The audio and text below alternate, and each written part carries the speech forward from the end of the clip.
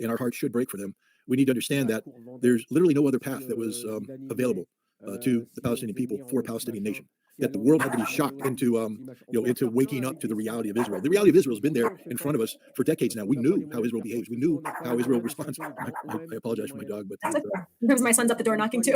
well, that's what basically we have people moving about that are No constantly. worries. But this was an exercise designed by Hamas to expose the reality, the awful reality of Israel to the world, and it succeeded. And today we're in a situation where Israel is going to be compelled into making fundamental changes, and it may be too late for Israel. I don't want to predict the future too much, but the Israeli economy has been devastated by this conflict, both in terms of the costs that have been accrued in confronting Hamas and in dealing with Hezbollah, but in some ways even more important is the damage done by the intervention of the Houthi in terms of interdicting shipping and supplies to Israel. So, we are looking at a situation where Israel is facing defeat. And we need to also remember that this isn't just about Israel, that the key player here is Benjamin Netanyahu. He is a longtime prime minister who has shown a remarkable resilience in terms of being able to bounce back from political defeat to reemerge as being politically relevant. And most recently, he was able to form this right-wing coalition that was able to govern. And this right-wing coalition is probably the worst Israeli government you can imagine if you're supporting Palestinian statehood, because they just absolutely reject the notion of Palestinian statehood.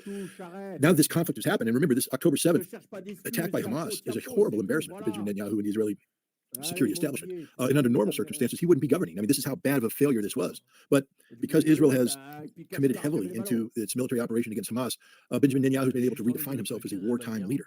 And as long as Israel's engaged in conflicts that Netanyahu has described as existential in nature, he will continue to be this leader.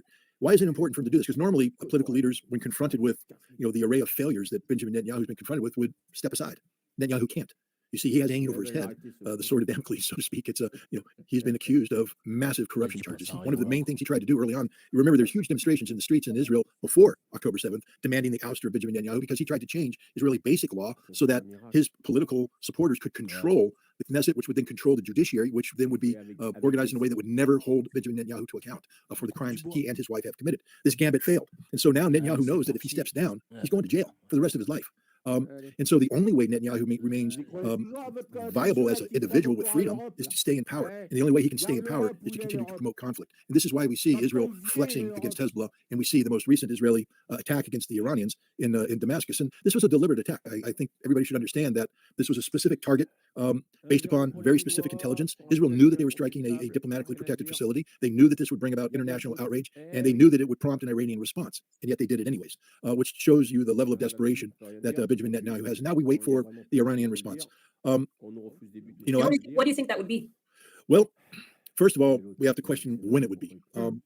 I'm not Muslim, so I can only approach this from as an outsider looking in. But I imagine that Ramadan, the month of Ramadan, is one of the holiest months in the Islamic calendar, and that the Iranians will be loath to start a general war during Ramadan. But it's also my understanding that Eid, the end of Ramadan, is next week.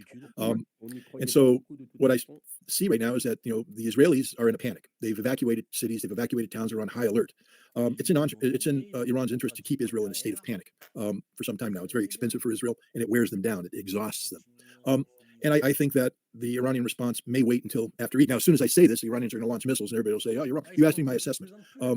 I take the theocracy of Iran seriously, meaning that I respect the fact that they are religious and that they take their religion seriously. It doesn't mean that I agree with what they do, etc. I just respect the fact, just like I respect the Pope in terms of him being a religious person. I'm not Catholic. I don't support many of the things that the Catholic Church stands for. But when I look at the Pope, I respect him as a religious leader, meaning I sincerely believe that he is sincere in his approach to leading the Catholic Church. I view the Iranian leadership in the same way. I believe that they are very sincere, very devout, in terms of the practice of Shia theology. So that leads me to believe that they would, unless there was extraordinarily, pressing circumstances, that they wouldn't want to initiate a major conflict during the month of Ramadan, with Ramadan. So that's why I'm thinking that it would wait until after. And I'm thinking that it depends on where Iran wants to go with this, and that's the fundamental question. First and foremost,